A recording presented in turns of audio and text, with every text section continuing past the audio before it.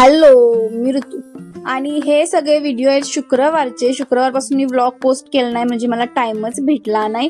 आणि शुक्रवारी होता आमच्या साईशचा बोर्डाचा पहिला पेपर, त्यामुळे बाळाचे लाड चाललेले.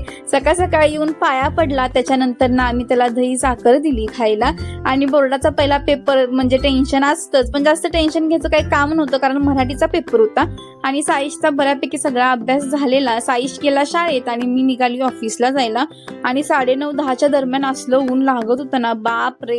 त्याच्यानंतर गेली ऑफिसला आणि ऑफिसमधून घरी येताना रोज मला विंडो सीट मिळते आणि असा हा सनसेट बघायला मिळतो.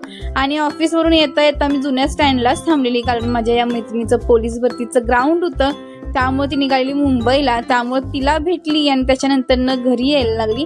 मैत्रीण पण निघाली मुंबईला, त्याच्यानंतर घरी आली.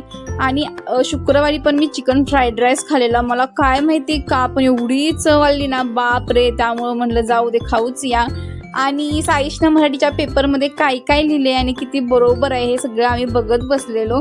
मी पण 10वीला होती तर मी पण अशीच करायची आणि ती माझं सगळं बघायची, मी किती लिहिलंय, किती बरोबर आहे, किती चूक आहे. तेवढंच जरा मनाला दिलासा मिळतो. Thank you, bye.